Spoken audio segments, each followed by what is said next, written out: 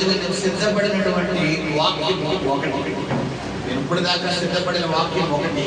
నేను నిలబడగానే పరిశుద్ధాత్మ దేవుడు హాగరు స్టోరీ గురించి దేవుడు నాతో మాట్లాడుతున్నాడు. సరే, మరి పరిశుద్ధాత్మ దేవుడు హాగరు గురించి మరి ఆల్రెడీ సబ్జెక్ట్ నేను చెప్పాను. మరి అయినప్పటికీ పరిశుద్ధాత్మ దేవుడు ఈ రోజు ఒక ప్రత్యేకమైన కోణంలో మాట్లాడాలని ఉద్దేశిస్తున్నాడు. సరే, వాక్యంలోకి వెళ్తే చూడండి, మనం ముందు చదువుకున్నట్టుగా పిల్లరా, హాగరు ఎవరు? ఈ హాగరు అని అనుకుంటే అబ్రహాం యొక్క రెండవ భార్య. ఎవరిమే? అబ్రహాం యొక్క రెండవ భార్య. అబ్రహాం యొక్క మొట్టమొదటి భార్య ఎవరంటే శారా, రెండవ భార్య హాగరు, మూడవ భార్య కెతూరా. సరే, మొట్టమొదటి భార్య అయినటువంటి శారాయికి పిల్లలు ఉన్నారు. పిల్లలు లేక ఆమె గొడ్రాలైనటువంటి సమయంలో పిల్లరా, మరి అటువంటి సమయంలో అబ్రహాము మరి శారాలకి వీరు ఐగుప్తు దేశంలో ఉన్నటువంటి కొంతమంది దాసులను, కొంతమంది దాసురాళ్లను పనివారిగా వారి దగ్గరికి తెచ్చేస్తారు. మరి అలాగా ఐగుప్తు దేశం నుండి దాసురాళ్లుగా తెచ్చినటువంటి ఒక వ్యక్తులలో ఒక ఆమె ఎవరంటే ఈ హాగరు. చూడండి, ఇప్పుడున్న రోజుల్లో అయితే పనివారు వారికి నచ్చినట్టుగా యజమానుల దగ్గర పని చేస్తున్నారేమో కానీ పిల్లరా, ఆ రోజుల్లో అయితే అలా ఉండేది కాదు.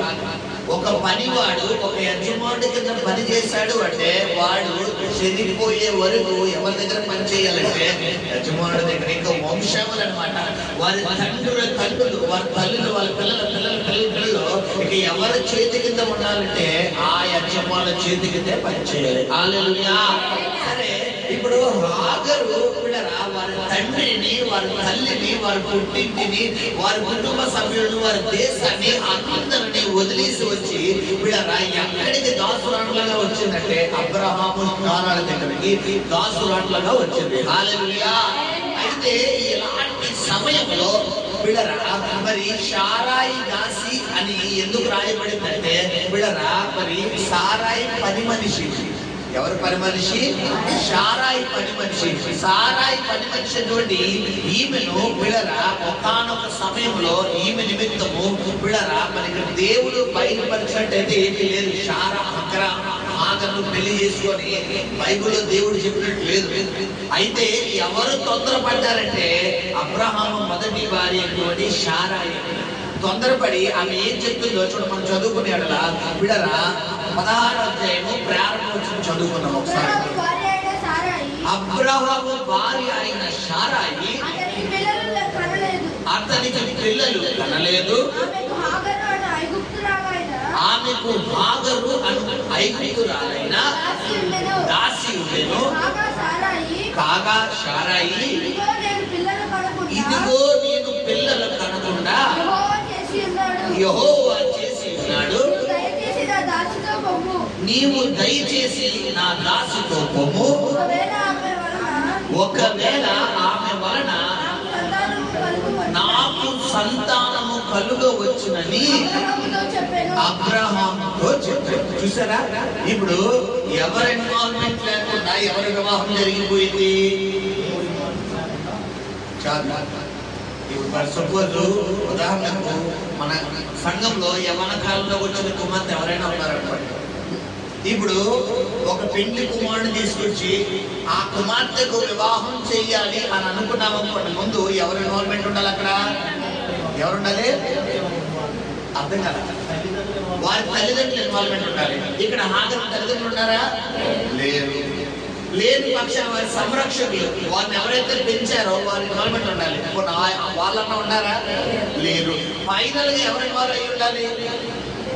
పెళ్లి చేసుకోవాల్సిన వ్యక్తి ఇన్వాల్వ్మెంట్ ఉండాలి. కనీసం ఆమె దగ్గరికి వెళ్ళి, ఆమె పనికంటే ఆమె దాసురాంట్లే కాదన్న, కానీ ఆమెను అడగాల లేదా?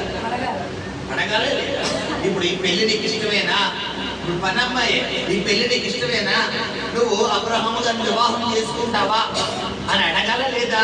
అడగాలి. కానీ శారా అడిగినట్టుందా? కనీసం అబ్రహాము వెళ్ళి వీళ్ళ ఆగని అడిగినట్టుందా? లేదు. చాలా మంది జీవితాలలో ఇదే నిర్ణయాలు జరుగుతాయి. కొన్ని సమయాల్లో కొన్ని పరిస్థితుల్లో వారి ఇన్వాల్వ్మెంట్ లేకుండా వారి యొక్క పరిచయం, వారి యొక్క ఇన్వాల్వ్ అంటే వారు అందులో ఇన్వాల్వ్ అవ్వకుండా వారి జీవితం కూతురు కార్యాలు జరిగిపోతాయి. ఎలా ఉంటదంటే ఇలా మబ్బు వచ్చి అలా వెళ్ళిపోయినటువంటి వారి జీవితం ఒక్కసారి చూస్తే మొత్తం స్పాయిల్ అయిపోయింది. ఇప్పుడు హాగరు జీవితం కూడా అలాగే స్పాయిల్ అయిపోయింది. అయితే గమనించండి, వీళ్ళరా హాగరు జీవితం స్పాయిల్ చేసింది మనుషులేమో కానీ దేవుడు స్పాయిల్ చేయలేదు. హల్లెలూయా, హల్లెలూయా. మనుషులు నిన్ను విడిచిపెట్టారేమో కానీ, నీ రక్త సంబంధికులను విడిచిపెట్టారేమో కానీ, నీ ఇంటి వారిని, పుట్టింటి వారిని, అత్యంటి వారిని, తల్లిదండ్రులని, బంధువులను విడిచిపెట్టారేమో కానీ, నేను నీకు ప్రకటిస్తున్న దేవుడు మాత్రం విడిచిపెట్టే దేవుడు కాదు. హల్లెలూయా, హల్లెలూయా. ఇలాగా హాగరు విషయంలో జరిగింది ఒక పొరపాటు తన జీవితంలో జరిగింది. మొట్టమొదటిగా హాగరు జీవితంలో జరిగినటువంటి పొరపాటు ఏంటి? ఆ పొరపాటు అంటే షారై వచ్చి నాకు పిల్లలు లేకుండా యెహోవా చేశాడు. ఏమండి, గర్భఫలము యెహోవా ఇచ్చిన బహుమానం మన బైబిల్లో ఉందా లేదా? ఉందా లేదా? సో దేవుడు గర్భఫలం ఇచ్చే బహుమానం మన బైబిల్లో ఉంది. అయితే గమనించండి, పిల్లలు మనకు పుట్టకపోవడం అనేది శాపం. పిల్లలు మనకు పుట్టకపోవడం అనేది శాపం. ఇప్పుడు షారాయి శాపం పొందిన స్త్రీ అయితే దేవుడు ఆమె గర్భం తెలుస్తాడా? ఆమె వృద్ధాప్యమందు దేవుడు గర్భం తెరిచాడా లేదా? మనం తెలుసుకునే కదా ఆదికాండము 12వ అధ్యాయంలో అబ్రహామును దేవుడు తెలుసుకున్నాడు.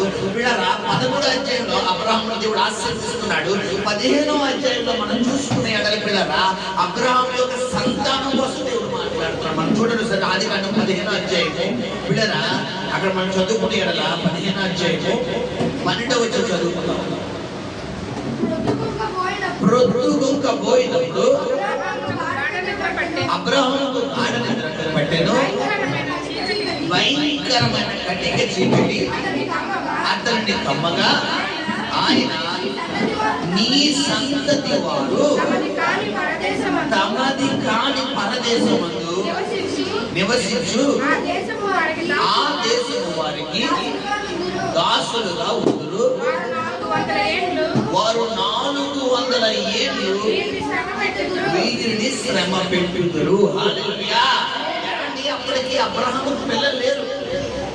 అప్పటికి అబ్రహాము కుమారుడు కూడా లేడు. ఇప్పుడు దేవుడేమో దాదాపు ఎన్ని జనరేషన్స్ కోసం మాట్లాడుతున్నాడంటే 4 జనరేషన్స్, 4 వంశావళుల కోసం.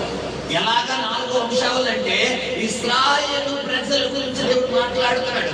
అబ్రాహాము కుమారుడు ఇస్సాకు, ఇస్సాకు కుమారుడు యాకోబు, యాకోబుకి 2 కుమారులు ఏసావు. వీళ్ళరా క్షమించండి, యాకోబుకి వీళ్ళరా ఇస్సాకు 2 కుమారులు, యాకోబు ఏసావు. అయితే యాకోబుకి 12 సంతానం. ఈ 12 సంతానం వీళ్ళరా తర్వాత వీళ్ళరా 12వ సంతానంలో ఒక వ్యక్తి యోసేపు ఐగుప్తు దేశానికి చెరగా కొనిపోతాడు, బానిసగా కొనిపోతాడు. కొన్ని రోజుల తర్వాత ఐగుప్తు దేశంలో యోసేపు దేవుడు, ఐగుప్తు దేశంలో యోసేపు దేవుడు తోడై ఉండడం వలన యోసేపు చేసిన ప్రతి ఒక్కటి కూడా ఆశీర్వాదకరంగా మారిపోతుంది. హల్లెలూయా. అలాంటి సమయంలో యాకోబు నివసించినటువంటి దేశంలో భయంకరమైనటువంటి కరువు రాగా 11 గోత్రాల వారు యాకోబు మొత్తం 70 మంది సంతానం. అంటే దాదాపు పిల్లరా మిగతా 11 మంది వారు, వారి భార్యలు, వారి పిల్లలు, యాకోబు భార్యలు, మిగతా పిల్లలు, వీరందరూ కలిసి 70 మంది ఎక్కడికి వస్తారంటే ఐగుప్తు దేశానికి వస్తారు. సో ఇలాగ జరుగుతున్నటువంటి సమయంలో పిల్లరా యోసేపు ఉన్నంత కాలం మరి ఇశ్రాయేలు ప్రజలు ఆ యొక్క ఐగుప్తు దేశంలో పిల్లరా ఇంకా చెలరేగారు. అంటే చాలా పై స్థానంలో ఉంటారు. ఎప్పుడైతే యోసేపుని ఎరగని రాజు ఐగుప్తుని పరిపాలించడం మొదలు పెడతాడో పిల్లరా గమనించండి, అలాంటి సమయంలో ఇశ్రాయేలు ప్రజలకు ఏం స్టార్ట్ అవుతాయి? శ్రమలు స్టార్ట్ అవుతాయి.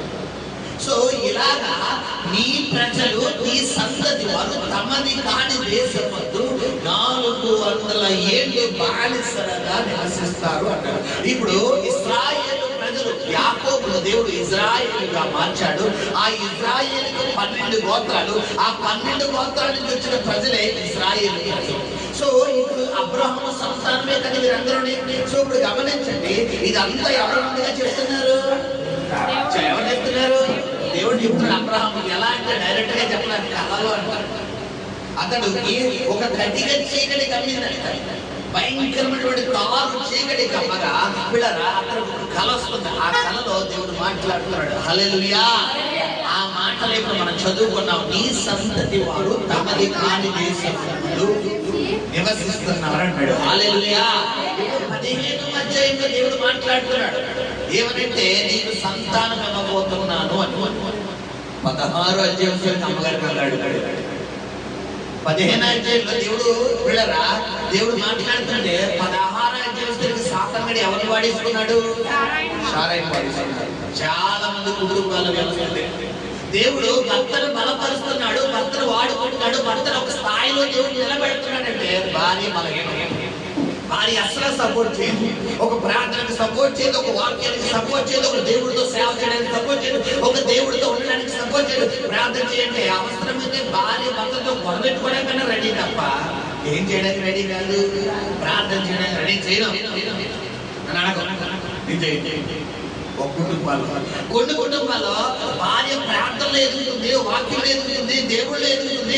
నిత్యము దేవుడు దేవుడు దేవుడు దేవుడు ప్రార్థన ప్రార్థన అంటే ఇప్పుడు ఏమంటే కొద్ది వచ్చి మోకరించండి, ఏమంటే కొంచెం ప్రార్థన చేయండి, ఏమంటే కొద్ది దేవుడి సన్నిధిలో కనిపెడదామండి, ఏమంటే ఒంటెంతైతే మనం పొలం దున్నలేమండి, జంట ఎద్దులైతే పొలం దున్నగలమండి. మన ఇద్దరం కలిసి ప్రార్థనలో ఎదగాలంటే నేను చెయ్యను. నీ పని నువ్వు చేసుకో, నీ ప్రార్థన నువ్వు చేసుకో, నేను చెయ్యాల్సిన అవసరం నాకు లేదు. నేను ఇలాగే ఉంటాను, నా పద్ధతి నా యొక్క వ్యవహారం ఉంటేని ఇప్పుడు ఎలా అంటారు. ఇప్పుడు గమనించండి పిల్లరా, ఈ విధంగా కొనసాగుతారు. నేటి దినాన్న కొనుక్కుంటున్నది కుటుంబ వ్యవస్థ. సరే ఇక్కడ 15వ అధ్యాయం వచ్చేసరికి అబ్రహాముతో దేవుడు కళ ద్వారా మాట్లాడుతుంటే 16వ అధ్యాయం వచ్చేసరికి అమ్మగారు వచ్చేసారు రంగంలో. అమ్మగారు వచ్చేసి అబ్రహాం చూస్తాడు, అబ్రహమా యజమానుడా నీతో మాట్లాడాలంటే చెప్పమ్మా సారా ఏంటి అని అడుగుతున్నాడు. అడుగుతుంటే ఇదిగో నాకు నువ్వు ఆస్తి ఇచ్చావు కదా, నాకు 10 మనుషులు ఇచ్చావు కదా, అది చూడడానికి ఎనగా బుర్రగా ఉంది.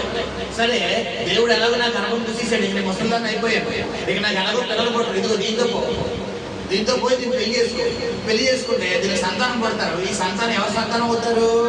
నా సంతానం. ఏమంటే ఎలా అవుతారండి? అబ్రహాం జీన్సే ఆదరణలోకి వెళ్తాయి. అబ్రహాం సంతానం అప్పుడు అబ్రహాం సంతానం అవుతారు తప్ప ఎవరి సంతానం ఎవరు? సారా సంతానం ఎవరు? అవునా కదా? ఇప్పుడు పిన్ని కూతురు పిల్లరా తల్లి కూతురు అవుతారా? పెద్దమ్మ కూతురు పిన్ని కూతురు అవుతారా?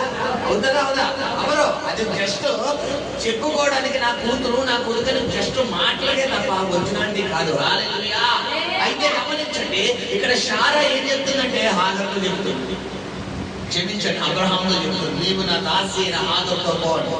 కనీసం అబ్రహాం అక్కడ అడిగినట్టుగానే ఏం లేదు. అమ్మా మనకి ఎందుకమ్మా, మన స్ట్రెంత్ మన ఫ్యామిలీ స్ట్రెంత్ కాదు. ఆమె ఐగుప్తురాలంటే ఆమె ఎవరు? అన్యురాలు. ఆమె అన్యురాలమ్మా. ఆమెతో మనకేంటమ్మా, మనం సున్నతి లేని వారిని వివాహం చేసుకోకూడదు కదా, మనం బాప్తిసం తీసుకోలేని వారిని వివాహం చేసుకోకూడదు కదా, మనం రక్షణ పొందిన వారిని వివాహం చేసుకోకూడదు కదా. ఆమెతో మనం విశ్వాసకి అవిశ్వాసకి కొత్త దేవుడు అంటున్నాడు కదమ్మా. కాబట్టి మనం ఆమెతో మొత్తం చేయకూడదమ్మా, ఆమెతో సహవాసం చేయకూడదమ్మా అని అబ్రహాం మాట్లాడాడు. అమ్మగారు చెప్పగానే అయ్యగారు కొన్ని కుటుంబాలు ఇలాగే పిల్లరా వెళ్ళు, అక్కడే మీ అమ్మతో మాట్లాడు, మీ నాన్నతో మాట్లాడు, మీ అక్కతో మాట్లాడు, మీ చెల్లితో మాట్లాడు, మీ తమ్ముడితో మాట్లాడు అని చెప్పి అమ్మగారు అయ్యగారికి ఆడితే ఏదో మనకి బయట ఈ సంక్రాంతికి వస్తాయి కదా, అమ్మగారికి దండం పెట్టు అయ్యగారికి దండం పెట్టు అంటే ఎలా ఊపు తెలుసారా గంగరెద్దు.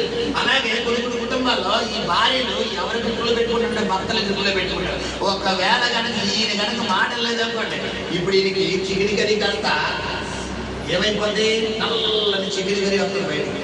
అప్పుడు దాకా ఎర్రగా దిగిలాడిపోయి చిగిరి గరి, ఇప్పుడు చిగిరి గరి ఎలా వస్తుంది బయటికి? నల్లగా వస్తుంది. ఏంటంటే అమ్మగారికి దండం పెట్టలేదుగా, అయ్యగారికి దండం పెట్టలేదుగా. గమనించు సహోదరి, నీ భర్తను ఎలా ఉంచుతున్నావు? తలగా ఉండాలంటాడు దేవుడు. భర్తలారా భార్యలారా మీ భర్తలకు లోబడి అంటున్నాడు దేవుడు. సరే ఇప్పుడు అబ్రహాము లోపలేదు. కొన్ని కుటుంబాల్లో భర్తలు భార్యలకు డిమాండ్ చేస్తారు, మీ అమ్మతో మాట్లాడక, మీ నాన్నతో మాట్లాడకో, మీ పుట్టింటికి వెళ్ళకో, మీ అన్నయ్యతో మాట్లాడుకో, మీ తమ్ముడితో మాట్లాడుకో, మీ చెల్లితో మాట్లాడుకో, మనం ఆ ఇంట్లో వాళ్ళు రాకూడదు, వాళ్ళకి మనం రాకూడదు. కొన్ని కుటుంబాల్లో భర్తలు డిమాండ్. ఇప్పుడు గమనించండి, ఇక్కడ డామినేషన్ భర్తకు లేదు, అబ్రహాం గారు లేదు. ఎవరు డామినేషన్ కనబడుతుంది ఇక్కడ మనకి? చాలా డామినేషన్. నేటి దినాన్ని కూడా ఇదే డామినేషన్ మనకు కనబడుతుంది బయట. వీళ్ళరా భార్య డామినేషన్ ఎక్కువ. ఎలా ఉందండి డామినేషన్? వీళ్ళరా కళ్ళు కొంతమంది కలుతో మాట్లాడదా తెలుసా?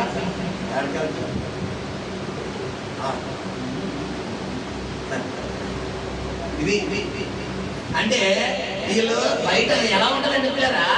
ఒకవేళ బయటికి చెప్తే ఈ అమ్మగారు ఆ అయ్యగారిని గ్రిప్పులో పెట్టేసి ఉన్నామని బయట అందరూ అనేసుకుంటారని, అందరి ముందు మాత్రం నా భర్త ఎంత చేస్తానండి, నా భర్త ఇష్టం లేకుండా నేను ఏది చేయను, నా భర్త ఇష్టం లేకుండా నేను ఏది చేయను, నా భర్త ఇష్టమే నా ఇష్టం. మా ఆయన గారిని అడిగి చెప్తానండి, మా ఆయన గారు ఇష్టం అండి, మా ఆయన గారు అంటారండి, మా ఆయన గారు అంటారు. బయటికి ఇంటికి వెళ్ళాక నేను ఎల్లను, నువ్వు అదే చెప్పు, నువ్వు ఎల్లొద్దన్నావని చెప్తాను, నువ్వు అదే చెప్పండి. సరే. ఇప్పుడు ఎలా ఉంటుంది వ్యవహారాలు అంటే? ఎలాగే ఉన్నాయి రైతు కుటుంబాలు. బయట మాత్రం ఇది కింగ్, అందరికి ముందు. ఇంట్లో మాత్రం సూపర్ కింగ్. గమనించండి భార్యలారా, మీ భర్తలను అగ్రిప్పులో పెట్టుకున్నాను లేదు బైబిల్లో. భర్తలారా, మీ భార్యలను లోబడుకుంటానని లేదు. ఏమనుంది? భార్యలారా మీ భర్తలకు లోబడండి. వాక్యం ఏం చెప్తుంది? వాక్యాన్ని బట్టి నువ్వు లోబడాలి. నేను అలా ఉన్నాను, నేను ఎంతే, నా పద్ధతి ఇస్తానవా కట్టింగ్ చేశాను. దేవుడు ఏమంటాడు? కట్టింగ్ చేస్తాడు. కొన్ని కుటుంబాల్లో భర్తలారా మీ భార్యను ఏం చేయమన్నాడు దేవుడు? ప్రేమించండి. కొన్ని కుటుంబాల్లో భర్తలకు భార్యను అసలు ప్రేమించడం తెలియదు పిల్లరా. కొంతమంది భార్యలు అని మనం అనుకుంటాం, కానీ భర్తలో ఇచ్చే ప్రేమను బట్టి, భర్తలు ఇచ్చే అఫెక్షన్ బట్టి, భర్తలు ఇచ్చేటటువంటి ఆ యొక్క ఆప్యాయతను బట్టి భార్య లోపడతారు. ఈ భర్తకు ప్రేమగా మాట్లాడడం తెలీదు, ప్రేమగా రిసీవ్ చేసుకోవడం తెలీదు, ప్రేమగా ముచ్చడించడం తెలీదు. అమ్మ తిన్నావా, అమ్మ తాగావా, అమ్మ ఒకవేళ ఒంట్లో పోకపోతే టాబ్లెట్ వేసుకోమ్మా, హాస్పిటల్ తీసుకెళ్తాను, దాన్ని చేస్తాను, నీ పని నేను చేస్తానని చెప్పి ఈమె కనుక సేవ చేస్తే ఆ భార్య ఎదురు తిరుగుతుందా? సమాధానంగా ఉంటుందా? కానీ నేటి దినాలు ఎలా ఉన్నాయంటే దాని సాగుతాను వేసుకుంటే హాస్పిటల్కి వెళ్ళమని చెప్తాం. ఏంటో బాగుపడతారంటే ఏనాపోతే మనం ఏం చేస్తాం? ఒకసారి అడుగుతాడు అయ్యగారు, ఒకసారి అమ్మ హాస్పిటల్కి వెళ్ళి అంటే వెళ్ళింటి నువ్వు తీసుకెళ్ళవా? నీకేమో అన్నం వండి పెట్టాలా, కూర వండి పెట్టాలా, సారు వండి పెట్టాలా, ఏమన్నా ఉప్పు వేయకపోయినా ఏమన్నా మొహమ్మద్ ఇస్తూ కొట్టేస్తావా? ఈ మాత్రం ఇవి మాత్రం ఒంట్లో పోకపోతే ఈయన ఏం చేయాలంటే ఇల్లు నువ్వెందుకున్నది. హల్లెలూయా. మళ్ళీ ఏమన్నా పుట్టిందో వచ్చారనుకోండి ఏం చెప్తారో, ఇలా మీ అమ్మ ఎందుకు వచ్చింది? నేటి దినం వ్యవహారం అనమాట. మీ నాన్న ఎందుకు వచ్చాడు? నేను తీసుకెళ్ళలేనా? ఆ తెలుసులో కుటుంబం ఉంది పిల్లరా. ఆ కుటుంబ వ్యవస్థ ఇలాగే ఉంది నేడు దినాన్ని. ఈవిడికి పాపం ఒంట్లో బాగోదు. ఆవిడ వాళ్ళ అమ్మగారికి ఫోన్ చేసి ఇంటికి రప్పించుకుని హాస్పిటల్కి తీసుకెళ్తారు. అయితే ఈయన నాకు ఎందుకు చెప్పలేదు, మీ అమ్మని ఎందుకు రప్పించుకున్నావు, నాకు ఇంట్లో తీసుకెళ్ళాను. ఏమండి ఇంట్లో ఉన్నాడు తెలీదా? ఏమండి అప్పటికప్పుడు ఫోన్ చేసి రప్పించుకుంటారా? దాదాపు 4-5 రోజులు భరించగా రప్పించుకుంటారా? 4-5 రోజులు సహించిన తర్వాత కదా. ఇప్పుడు గమనించండి, ఇది విధంగా వ్యవస్థ. సరే, ఇప్పుడు శారా అబ్రహాముతో మాట్లాడుతుంది. ఏ విధంగా మాట్లాడుతుందంటే, నీవు పోయి నా దాసురాములనైనా హాగరుతో వెళ్ళి సంతానం కన్నాను. ఇప్పుడు అబ్రహాము గారు ఏం చేస్తున్నారు? సమాధానం చెప్పొకసారి. కాబట్టి అబ్రహాము ఎవరి మాట వినంట? ఏమండి అబ్రహాము ఎవరి మాట తీసాడు? కనీసం అమ్మ మనకి దేవుడు ఇది కాదమ్మా, దేవుడు నీ వృద్ధాప్యం ముందు గర్భఫలం ఇస్తానన్నాడమ్మా, దేవుడు అద్భుతం చేస్తానన్నాడమ్మా, దేవుడు గొప్ప కార్యం చేస్తాడమ్మా అన్నాడమ్మా అని చెప్పి మాట చెప్పాలి చెప్పలేదు. నేటి దినాన కుటుంబ వ్యవస్థ చంద్రవంతుల వైపు కారణం ఇదే ఉంది. గమనించండి, అబద్ధం తెలియనటువంటి వీళ్ళ ఒక ఆఖరి జీవితం స్పాయిల్ అయిపోయింది అక్కడ. కనీసం వీళ్ళ ఈ యొక్క అబ్రహాము మాట చెప్పలేదు అక్కడ. మనకు అబ్రహాము నీతిమంతుడే, విశ్వాసులకు తండ్రి, శారా విశ్వాసులకు తల్లి, వీరిద్దరు నీతిమంతులే, ప్రార్థన పరులే, ఒక యాంగిల్లో ఇలా కనబడుతున్నారు. కానీ వాక్యాన్ని దేవుడు ఈ రోజు ఒక ప్రత్యేకమైన కోణంలో తీసుకువెళ్తున్నాడు. గమనించి నీ జీవితంలో నువ్వు బయట చాలా నీతిమంతుడివి, చాలా ప్రార్థన పరుడివి, చాలా యథార్థవంతుడివి, చాలా దైవభక్తి, కానీ నీ ఇంట్లో ఎలా ఉంటున్నావు? నీ భర్తతో ఎలా ఉంటున్నావు? నీ భార్యతో ఎలా ఉంటున్నావు? నీ తల్లిదండ్రులతో ఎలా ఉంటున్నావు? నీ తోబుట్టులతో ఎలా ఉంటున్నావు? నీ అక్క చెల్లెళ్ళు ఎలా ఉంటావు, నీ అన్నదమ్ములతో ఎలా ఉంటావు? జాగ్రత్త సహోదరుడు. వేషధారులు ఆయన దగ్గర వ్యభిచారులకనే స్థానం ఉందేమో కానీ వేషధారులు లేదంటే. చాలా మంది ఇంట్లో ఒకలాగా వారు వేషధారణ మామూలుగా కూడా. ఇక నిజంగా చెప్పాలంటే సినిమా యాక్టర్లు కూడా పనిచేది. ఇక నటన సామ్రాట్లు అనమాట. చాలా మంచిగా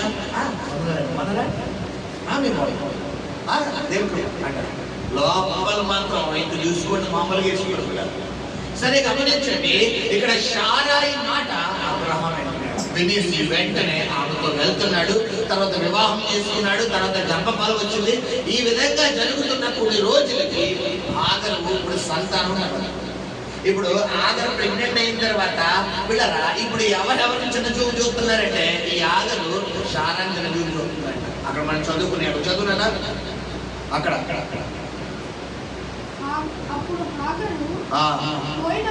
ఐదో అప్పుడు షారాయి నా ఉసురు నీకు తగులును, నేనే నా దాసిని నీ కౌగిటికి ఇచ్చిన తర్వాత తాను గర్భవతి అయినదని తెలుసుకొనినప్పుడు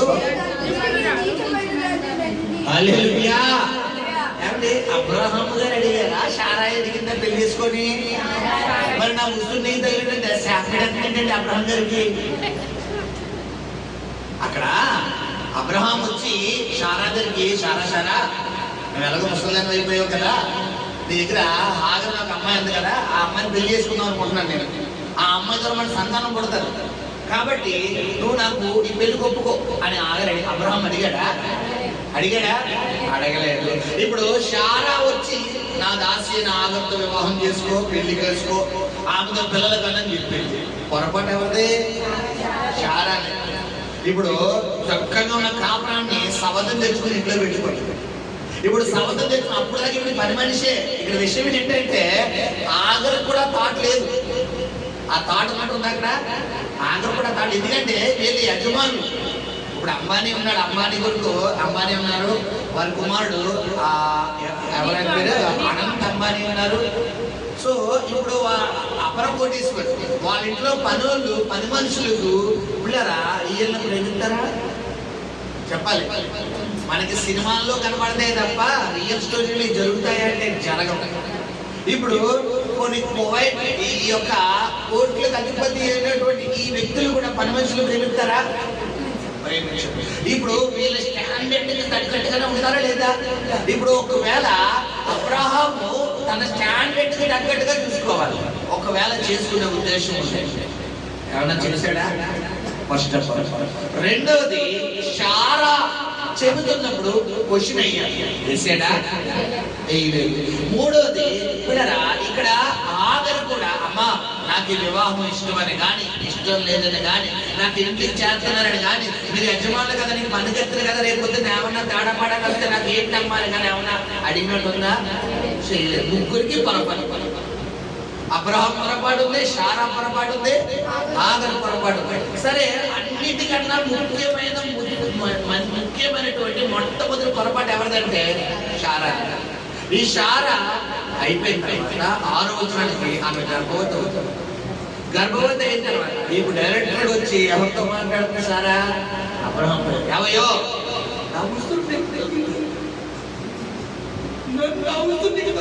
ఎవరికి చెప్పాలంటే చాలా మంది ఆనందించారు. వీళ్ళు చేసేది చేసేస్తారు, వీళ్ళు మాట్లాడాలని మాట్లాడేస్తారు, వీళ్ళు వదిలేంటి వదిలేస్తారు.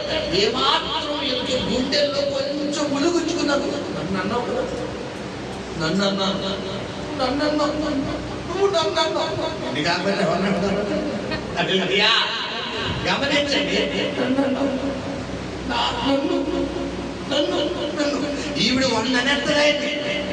అవి లెక్కలో తీసుకోకూడదు.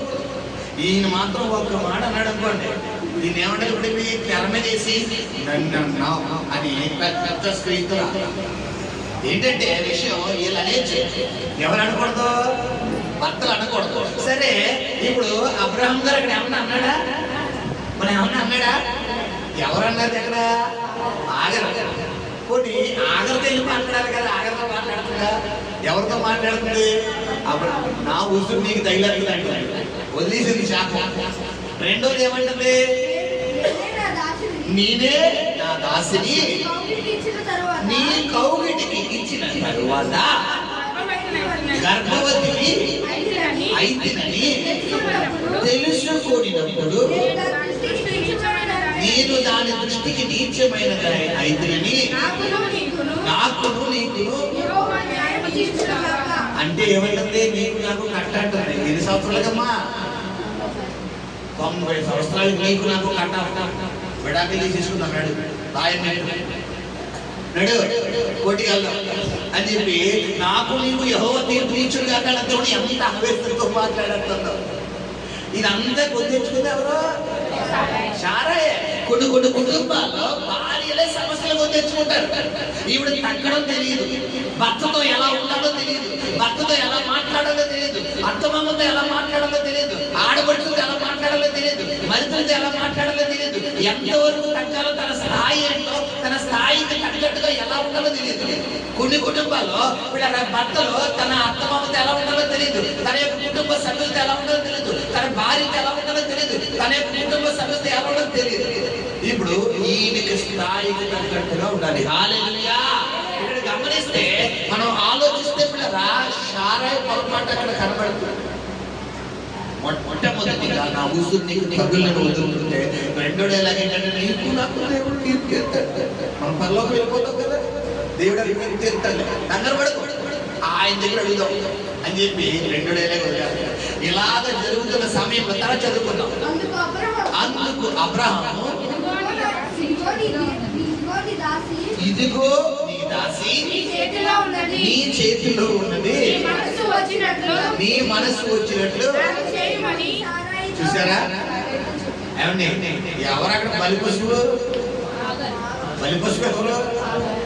ఈయన గారు సైలెంట్ వెళ్ళిపోయాడు, జాగ్రత్తగా ప్రెగ్నెంట్ చేసాడు. అయిపోయిన తర్వాత ఇప్పుడు ఈ భార్య ఆయనకి మేక అప్పటిదాకా కేకు, ఇప్పుడు ఏమైపోయింది?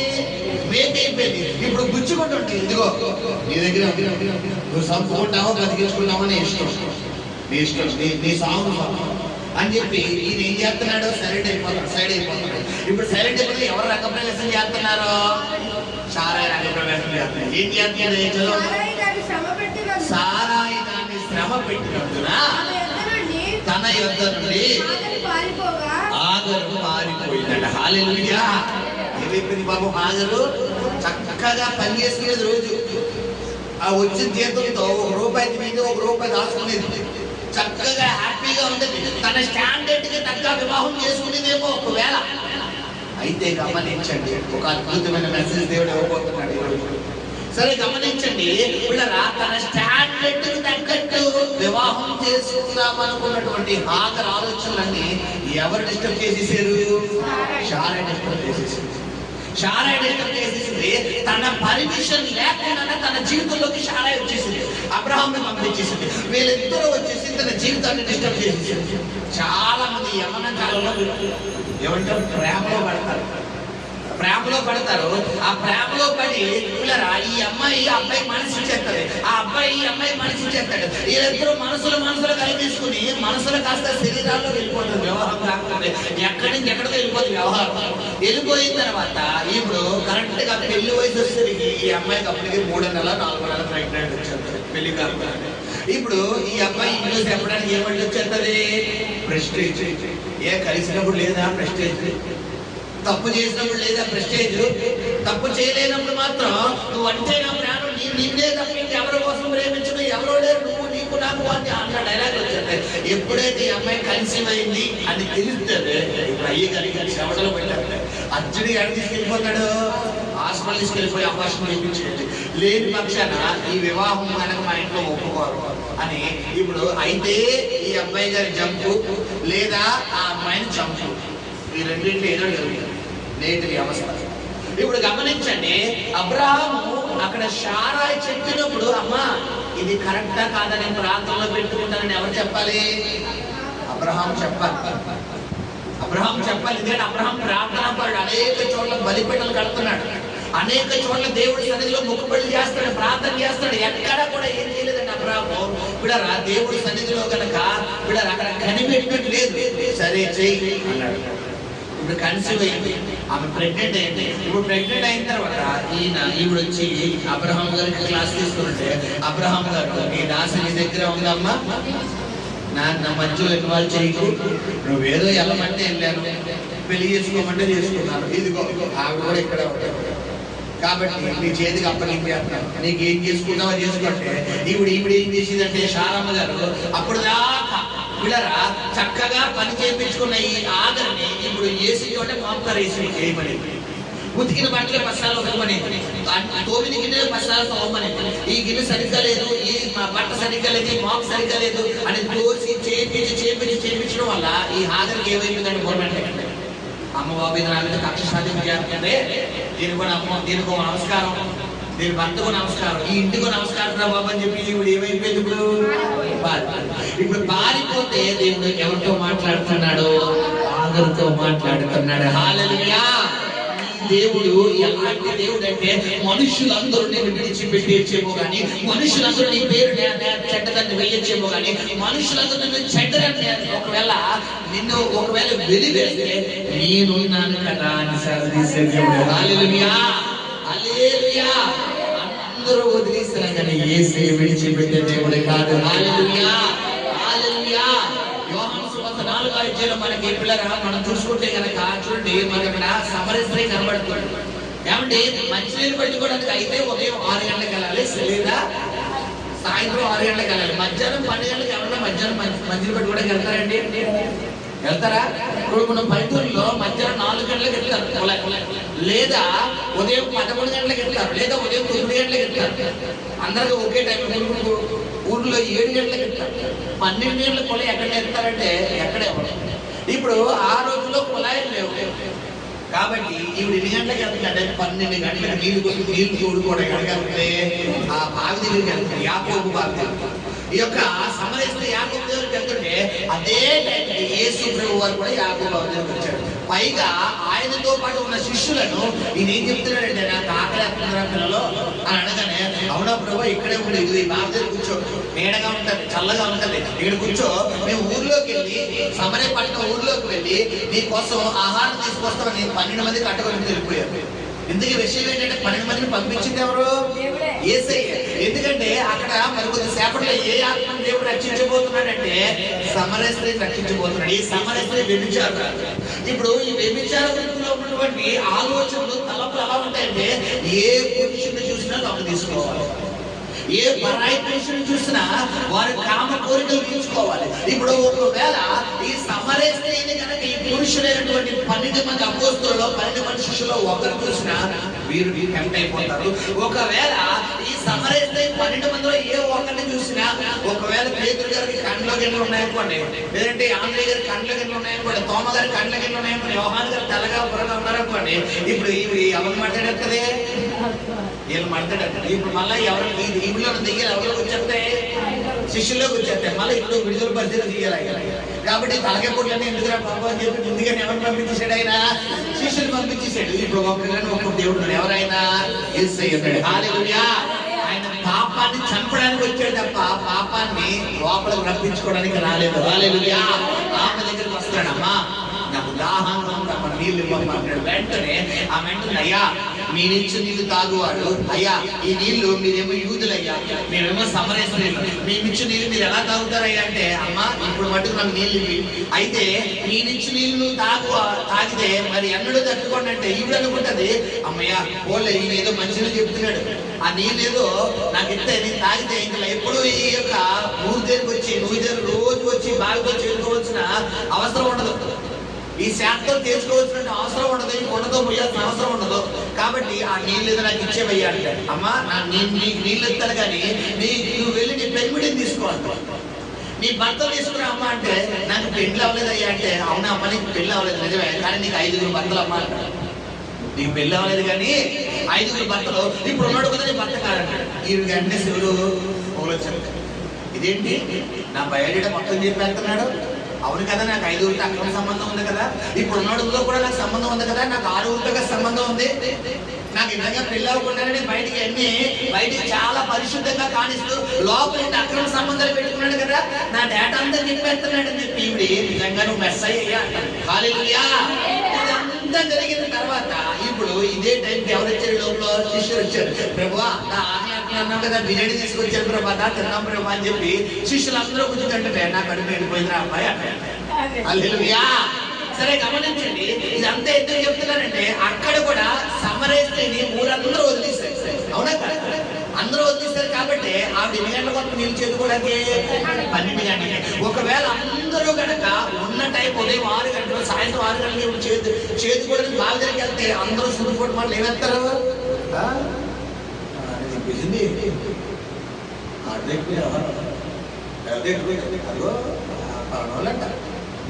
ఏమిటి అని ఎవరి డైలాగ్ వేస్తారు? లోకులు కాకులు అలా పుడుతారు. ఆమె ఎందు నిమిత్తం ఆ వృత్తిలోకి వెళ్ళిందో, ఆమె బలహీనతతో వెళ్ళిందా, ఆమె కుటుంబ పరిస్థితితో వెళ్ళిందా? రెడ్ లైట్ ఏరియా ఇదే ముంబైలోనే రెడ్ లైట్ ఏరియా అంట. భయంకరమైన వ్యభిచారం జరిగినటువంటి ఏరియా. ఒకానొక సమయంలో ఒక దైవ సేవకుడు పిల్లరా ఆ ప్రాంతంలోకి సువార్త చేద్దాం కదా అని చెప్పి ఆ ప్రాంతానికి వెళ్ళినప్పుడు, గతించిన క్రిస్మస్ జరిగినప్పుడు మనకి సాక్ష్యం చెప్పాను. ఎంతమంది గుర్తుంది? మన క్రిస్మస్ బయట జరిగినప్పుడు ఈ సాక్షి గురించి చెప్పారు. పిల్లరా ఏంటంటే ఆ భయంకరంగా పచ్చి వ్యభిచారంట ఆమె. అయితే ఒక సేవకుడు ఆమె దగ్గరికి వెళ్ళి ఆమెను ఇంటర్వ్యూ చేశాడంట.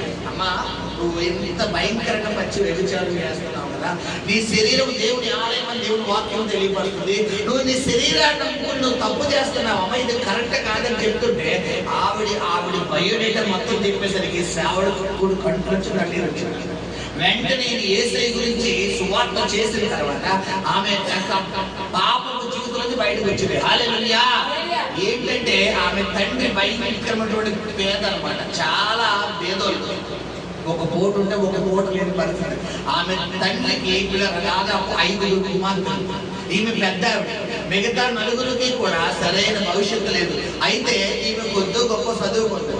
అయితే ఏం జరిగిందంటే పిల్లరా, ఈమెకి ఎవరో జాబ్ ఇప్పిస్తారని చెప్పి బొంబాయి తీసుకెళ్ళి ఎవరికి అమ్మేశారంటే రెడ్ లైట్ ఏరియాలో వ్యభిచార కొంపలు అమ్మేస్తే పిల్లలు గమనించండి, భయంకరమైనటువంటి వ్యభిచారం ఎత్తిపోయింది. అయితే ఆమె చావాలో బ్రతకాలో లేని స్థితిలో మనసును చంపుకుని ఆ వృత్తిలోకి వెళ్ళిపోయింది. ఇప్పుడు ఇంట్లో వాళ్ళందరినీ ఫోన్ చేసిందంట. ఏ విధంగా అంటే, నాన్న నేను బాగున్నాను, నేను ఉద్యోగం చేస్తున్నాను, మీరు క్షేమంగా ఉన్నారని. ఈవిడ శరీరాన్ని నమ్ముకున్నటువంటి ఆ ధనం ఎవరికి పంపించిందంటే ఇంటికి పంపించి ఆ తల్లిదండ్రులకు అన్నం పెట్టింది. తల్లిదండ్రులు ఇంటి దగ్గర ఏమనుకునేవారంటే, నా కూతురు ఉద్యోగం చేస్తుంది, అమ్మ నువ్వు బేగారానికి పెళ్లి చేయాలని చెప్పంటే, అప్పుడే నాకు పెళ్లి వద్దునా, మీ చెల్లెలు అందరూ చేయాలని చెప్పి ఈమె 4 చెల్లెలు వివాహం చేసి, ఇది రియల్ గా జరిగింది. 4 చెల్లెలు వివాహం చేసి 4కి మంచి కెరీర్ ఇచ్చి ఆ తర్వాత ఈమె ఒకానొక సమయంలో ఈమె ఒక సేవకుడికి పరిచయం అయిన తర్వాత ఒక రోజు వాక్యం చెప్తుండగా మా వాక్యం ఉంది, యేసు సమరయ స్త్రీ గురించి ఒక సేవకుడు ఇలాగే సబ్జెక్ట్ చెప్తుంటే ఎగ్జాక్ట్ గా ఇది నాకు సంబంధించిన సబ్జెక్ట్ లాగే ఉందని చెప్పి వినగానే ఆ ప్రార్థన అయిపోయిన తర్వాత సేవకుడితో మాట్లాడి ప్రార్థన చేయించుకున్న తర్వాత ఈమె యేసయ్యకి తన హృదయం ఇవ్వడం జరిగింది. ఒక రోజు ఆ వృత్తిని విడిచిపెట్టేసిన తర్వాత ఒక బంగారు షాప్ లో ఈమె పని కుదిరింది. అయ్యగారు ఏ పనులైనా చేస్తాడంటే పని కుదిరింది. విషయం ఏంటంటే ఆయనకి ఎవ్వరూ లేరు. సరే ఈమె యొక్క తగ్గింపుని చూసి ఈమెను వివాహం చేసుకున్నాడు. తర్వాత ఈమెకు పిల్లలు పుట్టారు. వీరి భవిష్యత్తు మంచిగా సెటిల్ అయిపోయింది. హల్లెలూయా. ఇప్పుడు ఆమె నిజంగా వ్యభిచారం చేసిందా, బలవంతంగా నెట్టబడిందా? బలవంతంగా నెట్టబడిన తర్వాత ఆమె ఎడిట్ అయిందా? ఆమె పరిస్థితులు ఆమె ఎడిటింగ్ చేసినాయా? నేటి దినాన్ని కూడా ఎవరు కావాలని తప్పు చేయదు. కాబట్టి ఇక్కడ సమరయ స్త్రీ ఏ పరిస్థితి గుండా ఆ బలహీనతలోకి వెళ్ళిపోయిందో చూడగలిగే, గ్రహించగలిగే ఏకైక దేవుడే మీరు నీకు ప్రకటిస్తున్నటువంటి దేవుడు. హల్లెలూయా. మన లోకపు నేత్రాలతో చూస్తే పాపంలాగే కనబడుతుంది, కానీ యేసయ్య నేత్రాలతో చూస్తే ఎందుకు ఆ బలహీనతలోకి వెళ్ళిపోయిందో ఆ వీక్నెస్ పట్టుకుంటే ఆ బలహీనతలో చాలా విడుదల పొందుకుంటారు. హల్లెలూయా. అందుకని 1 కొరింథీయులు 11వ అధ్యాయంలో ప్రేమ అన్నిటినీ తాళను. నీ భర్త తప్పు చేసినా, నీ భార్య తప్పు చేసినా ప్రేమ సహిస్తుంది, ప్రేమ రిసీవ్ చేసుకుంటారు. మనుషుల ప్రేమ అయితే రిజెక్ట్ చేస్తారు. మనుషుల ప్రేమ అయితే నీ భర్త నీ భార్య ఏదైనా పొరపాటు చేస్తారని తెలిసిందనుకో అక్కడికక్కడ నరికేస్తారు, అక్కడక్కడే గొప్ప మగలు కొడేస్తారు, అక్కడక్కడే చెత్త కొడేస్తారు. అదే దేవుని ప్రేమ నీలో ఉందనుకో తెలియజరిగింది అమ్మ ఇంకెప్పుడు చేయకే ఇంకా అలా ఉండకండి. ఎవరి ప్రేమ సహిస్తుంది? దేవుని ప్రేమ సహిస్తుంది. హల్లెలూయా. సరే, వాక్యంలోకి వెళ్తే ఇక్కడ శారాయి ఈ విధంగా ఆగర్ మీద రివెంజ్ తీసుకోగానే ఆగర్ ఎక్కడికి వెళ్ళిపోయిందంట? ఆమె దగ్గర నుంచి ఏమైపోయింది? పారిపోయింది. హల్లెలూయా. విషయం ఏంటంటే ఇది మొట్టమొదటిసారిగా పారిపోవడం. ఇప్పుడు ఇలాగ పారిపోయిన తర్వాత ఆగర్తో ఎవరు మాట్లాడుతున్నారు? దేవుడు మాట్లాడు. ఏమిటి దేవుడు మాట్లాడుతున్నాడు? సారాయి దాసి అయినా ఆగరు. ఏమండి ఆగరు అని దేవుడు పిలవచ్చు కదా, అవునా కదా? ఆగరు దేవుడు పిలవచ్చలేదా? దేవుడు ఎలా పిలుస్తాడు అక్కడ? సారాయి దాసి అయిన ఆగరు అంటే ఇప్పుడు సారాయి ఆగరు సారాయి దగ్గర ఉండడం ఎవరి చెత్తో చెప్పాలి? ఎవరి చెత్తో? దేవుడి చిత్తం. ఇప్పుడు దేవుడి చిత్తంలో నుండి ఆగరు కొన్ని శ్రమలు వచ్చినాయి, ఎక్కడికి వెళ్ళిపోతుంది? బయటికి వెళ్ళిపోతుంది. నువ్వు నీ జీవితంలో కొన్ని శ్రమలు తట్టుకోవాలి. కొన్ని శ్రమల గుండా వెళ్తున్నప్పుడు, కొన్ని పరిస్థితుల గుండా వెళ్తున్నప్పుడు నువ్వు దేవుడి సన్నిధిలో తట్టుకునే శక్తిని అడగాలి తప్ప నాకు ఈ జీవితం వద్దు, నాకు ఈ బ్రతుకొద్దు, నాకు ఈ భర్త వద్దు, నాకు ఈ భార్య వద్దు, నాకు ఈ పిల్లలు వద్దు, నేను అందరికీ వెళ్ళిపోతాను, నేను సన్యాసికి వెళ్ళిపోతాను, నాకు ఎవరు వద్దు, నేను ఒక్కటానే వెళ్ళిపోతాను. చాలా ఎంతమంది జీవితాలలో బయట స్పాయిల్ అయిపోలేదు. ఎంతమంది భార్యలను భర్తలు విడిచిపెట్టేసి వారి దారి వారు చూసుకోలేదు. ఎంతమంది భార్యలు భర్తలు విడిచిపెట్టేసి పిల్లల్ని విడిచిపెట్టి వారు బయట చూసుకోవడం లేదు. ఎంతమంది అనాథలు అయిపోతున్నారు, తల్లిదండ్రులు లేక పిల్లలు. గమనించండి పిల్లరా, ఇక్కడ శారాయి కూడా పెట్టిన హింసను బట్టి ఆగరు వెళ్ళిపోతుంటే దేవుడు ఊరుకున్నాడా? ఊరుకోలే. దేవుడు ఆగరు అట్లేదు. శారాయి దాసి అయినా ఆగరు నువ్వు ఎక్కడి నుండి వచ్చింది, ఎక్కడికి వెళ్ళుచున్నావని అడిగినందుకు నా యజమానురాలైన సారాయి నుండి పారిపోచున్నానని అనెను. అప్పుడు యెహోవా నీ యజమానురాలి యొద్దకు తిరిగి వెళ్ళి ఆమె చేతి క్రింద అణిగి మణిగి ఉండమని. హల్లెలూయా. అణిగి మణిగి అంటే ఏంటమ్మా చెప్పాలి? తగ్గించుకుని దేవుడు చిత్తమైన స్థలంలో కొన్ని శ్రమలు పడాలి తప్పదు. దేవుడు చిత్తమైన స్థలంలో కొన్ని కష్టాలు పడాలి తప్పదు. దేవుడు చిత్తమైన స్థలంలో కొన్ని పోరాటాలు పడాలి తప్పదు. కాకపోతే ఒక రోజు వస్తుంది, ఎక్కడైతే నిందించబడ్డావో అక్కడే దేవుడిని తనగా ఏం చేస్తాడు. హల్లెలూయా. ఎక్కడైతే అవమానించబడ్డావో అక్కడే దేవుడిని పైవాడిగా ఉంచేస్తాడు. హల్లెలూయా. ఎవరైతే నీ పేరు చెడ్డదన్నారో వాళ్ళే నీ తలను పైకెత్తుతారు. హల్లెలూయా. గమనించండి, అణిగి మణిగుందంటే వెంటనే ఇప్పుడు సాగరైంది అంటే ఇది మొట్టమొదటిసారిగా వెళ్ళిపోవడం. ఇప్పుడు రెండోసారి, ఈసారి రెండోసారి మనం చదువుకున్నాక రెండోసారి వచ్చాం. అది ఎన్నో అధ్యాయం? 21వ అధ్యాయము. ఇప్పుడు రెండోసారి వెళ్తారు. ఈసారి రెండోసారి ఈవిడ వెళ్తలేదు, డైరెక్ట్ గా ఎవరు పంపించేస్తున్నారంటే శారాయే పంపించారు. ఎవరికి చెప్తుంది ఈసారి కూడా? అబ్రహాం గారు చూసి మళ్ళా అంటుంది అమ్మ. ఇంక అత్తమాను కొంతమంది భార్యలు ఉంటారు పిల్లరా, ఎంతసేపు ఎవరు చెప్పేస్తారు అత్తలే. వీళ్ళు డైరెక్ట్ ఎవరు? ఈ అత్తగారికి కోడలకి ఏదో డిస్ట్రిబ్యూషన్ అవుతుంది. ఇప్పుడు ఈమె డైరెక్ట్ అవ్వక మీ అమ్మతో మాట్లాడు, మీ అమ్మతో చెప్పు. ఈ ఆడపడుచులు మీ భర్తలు భార్యకి జరిగితే మీ అత్తతో మాట్లాడు, మీ చెల్లితో చెప్పు, నేను చెప్పాను. ఈవిడ పేరు ఎక్కడికి రాకూడదు, బయటికి రాకూడదు. మొత్తం ఈయనే నడిపించాలి. కొన్ని కుటుంబాలు ఎలా ఉంటదంటే బిడ్డరా, ఈ భర్తలో ఈ అత్తగారు మామగారు లేదంటే వాళ్ళ పుట్టినరోజు ఇన్వాల్వ్ అవరు. ఈయన మాత్రం వాళ్ళ ముందు ఎలా ఉంటదంటే చాలా గ్రాండ్. నాకు తెలిసిన ఒక క్యాండిడేట్ ఉన్నాడు, అతిగా చెప్తున్నాడు. నాకు తెలిసిన ఒక వ్యక్తి ఉన్నాడు. ఈయన బిడ్డరా, ఈ అమ్మాయి తరపు తల్లిదండ్రులు మీరు బంధువులతో చాలా గ్రేట్ గా ఉంటాడు. బట్ ఈ అమ్మాయికి మాత్రం సొప్పలు చూపించాడు. మీ అన్నయ్య అలాగే మీ అక్క అలాగా, మీ చెల్లి అలాగా, మీ తమ్ముడు అలాగా, మీ అమ్మ మీ నాన్న అలాగా అని చెప్పి ఎవరిని వాయించేస్తాడు బాబు? భార్యను వాయించేస్తాడు. బట్ వాళ్ళ అత్తమామల ఇంటికి వచ్చినా, వారు తల్లిదండ్రుల ఇంటికి వచ్చినా కాదు అతిగా నమస్తే అండి, ఆయన నమస్తే అవునండి, బామ్మగారండి. ఇప్పుడు ఎవరితో ఎలాగలుగుతారు చెప్పాలి, అత్తగారు. బట్ భార్యకి మాత్రం నైట్ అంతా చెవులు ఏవేసేస్తారో చేసేసారు.